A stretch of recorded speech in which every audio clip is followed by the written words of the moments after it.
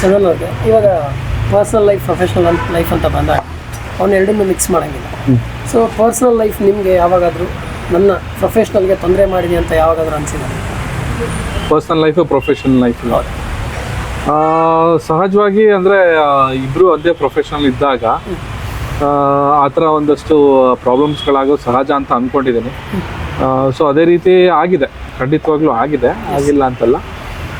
ಎಲ್ಲೋ ಒಂದು ಕಡೆ ಇನ್ನೂ ಹೈ ಸ್ಪೀಡಲ್ಲಿ ಹೋಗ್ಬೇಕಾಗಿದ್ದ ಗಾಡಿ ಸ್ವಲ್ಪ ಸ್ಲೋ ಡೌನ್ ಆಯಿತು ಅಂತ ಒಂದು ಅನಿಸಿಕೆ ಇದೆ ನನ್ನ ಲೈಫಲ್ಲಿ. ಅಪ್ ಆ್ಯಂಡ್ ಡೌನ್ಸ್ ಕಾಮನ್, ಯಾಕಂದರೆ ಎಷ್ಟೋ ಇಂಟರ್ವ್ಯೂಗಳಲ್ಲಿ ನೀವು ಹೇಳಿದ್ರೆ, ರೀಸೆಂಟಾಗಿ ಕೂಡ ನೀವು ಹೇಳಿದ್ರಿ ಅದನ್ನು ಓವರ್ಕಮ್ ಮಾಡಬೇಕು ಅಂದರೆ ನೀವೆಲ್ಲ ಒಂದು ಬೆನ್ನೆಲುಬಾಗಿ ನಿಲ್ಲಬೇಕು ಅಂತ ಮೀಡಿಯಾದವ್ರಿಗೆ ಎಷ್ಟೋ ಸರಿ ಹೇಳಿದ್ದೀರಾ. ಸೊ ಅದರಿಂದ ಹೊರಗಡೆ ಬರೋಕ್ಕೆ ಏನೆಲ್ಲ ಪ್ರಯತ್ನಗಳನ್ನು ಮಾಡ್ತಿದ್ದೀರಾ? ಏನೋ ಬ್ಯುಸಿ ಆಗಿಬಿಟ್ಟಿದ್ದೀನಿ ಸರ್ ನಿಮ್ಮ ಪ್ರಮೋಷನ್ಸಲ್ಲಿ. ಆ್ಯಕ್ಚುಲಿ ನೋಡಿ, ನಾನು ಈ ವಿಚಾರದಲ್ಲಿ ಪರ್ಸನಲಾಗಿ ನಾನು ಡೈರೆಕ್ಟರ್ ಆಗಿದ್ದು ಈ ವಿಚಾರ ಮಾತಾಡೋಲ್ಲ.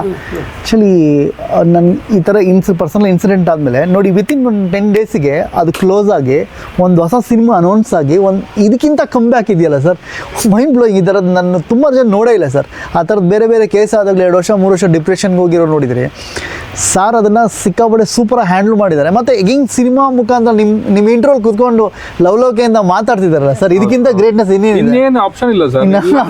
ಒಬ್ಬನೇ ಕೂತ್ಕೊಂಡು ಅಳಬೇಕು ಅಷ್ಟೇ. ತುಂಬ ಖುಷಿ ಆಗಿದೆ ನನಗೆ ಇದ್ದೀರಾ ಅಂತ ಅಂದಾಗ. ನಂಗೆ ನಿಜವಾಗ್ಲೂ ತುಂಬ ಥ್ಯಾಂಕ್ ಯು ಸರ್. ಮಾಡಲೇಬೇಕು ಸರ್, ಜೀವನ ಮುಂದುವರಿಬೇಕಷ್ಟೇ ಸರ್. ಮ್ಯೂಸಿಕ್ ಏನಾದರೂ ನಿಮ್ಮ ಕೈ ಹಿಡಿದು ಅಂದರೆ ಈ ಥರದ ಒಂದು ಸಂದರ್ಭಗಳಲ್ಲಿ ಮ್ಯೂಸಿಕ್ ನಿಮ್ಮನ್ನ ಹೊರಗಡೆ ತರಕ್ಕೆ ಪ್ರಯತ್ನ ಮಾಡಿದ್ದೇನೆ ಅಂತ, ಮ್ಯೂಸಿಕ್ ಕೈ ಹಿಡಿದಿದ್ದೇನೆ ಅಂತ? ಯಾವುದಕ್ಕೆ ಈ ಥರ ಸಿಚುವೇಶನ್ಗಳಿಂದ ಹೊರಗಡೆ ಬರೋಕ್ಕೆ ಮ್ಯೂಸಿಕ್ ಕೈ ಹಿಡಿತಾ? 100% ಸರ್. ಮ್ಯೂಸಿಕ್ ಆಗಿರ್ಬೋದು, ಸಿನಿಮಾ ಆಗಿರ್ಬೋದು, ಸ್ಪೆಷಲ್ ಆಗಿ ಹೇಳ್ಬೇಕಂತ ಹೇಳಿದ್ರೆ ನನ್ನ ಫಾಲೋವರ್ಸ್ ಮತ್ತು ಫ್ಯಾನ್ಸ್, ಅವ್ರಿಗೆ ಥ್ಯಾಂಕ್ಸ್ ಹೇಳಬೇಕು. ಎಷ್ಟು ಮೆಸೇಜ್ ಮಾಡಿದ್ರೆ, 1000 ಜನ ಮೆಸೇಜ್ ಮಾಡಿದ್ದಾರೆ.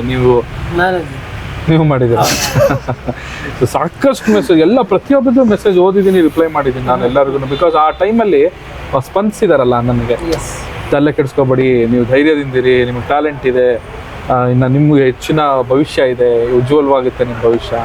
ಈ ಮಾತುಗಳೆಲ್ಲ ನನಗೆ ನನ್ನ ಡಿಪ್ರೆಷನ್ ಮೋಡಿಗೆ ಹೋಗಕ್ಕೆ ಬಿಡಲೇ ಇಲ್ಲ, ಹಂಗೆ ಪಾಸಿಟಿವ್ ಸೈಡ್ಗೆ ಬಂದ್ಬಿಟ್ಟಾರೆ. ಆ್ಯಕ್ಚುಲಿ ನಾನು ಮೆಸೇಜ್ ಮಾಡಬಾರ್ದು ಅಂತ ಅಂದ್ಕೊಂಡಿದ್ದೆ.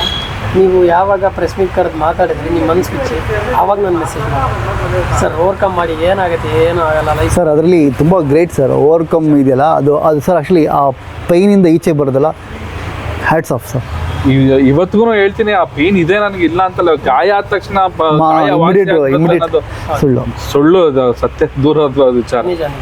ಸೊ ಅದನ್ನ ಕಾನ್ಸಂಟ್ರೇಟ್ ಮಾಡ್ತಾರೆ.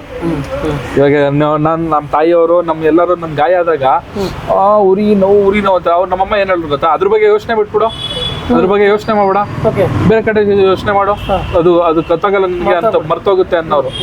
Same concept. ಅದ್ರ ಬಗ್ಗೆನೇ ಯೋಚನೆ ಮಾಡಿದ್ರೆ ನೋವು ಇನ್ನೂ ಜಾಸ್ತಿ ಆಗುತ್ತೆ, ನೋವು ಕಮ್ಮಿ ಆಗೋದಿಲ್ಲ. ಸೊ ಇದು ಬಿಟ್ಟು ಇವಾಗ ಸಿನಿಮಾ ಪ್ರಮೋಷನ್, ಇವಾಗ ಸಾಂಗ್, ಅದ್ರ ಬಗ್ಗೆ ಅದ್ರ ಮೇಲೆ ಇದೆ.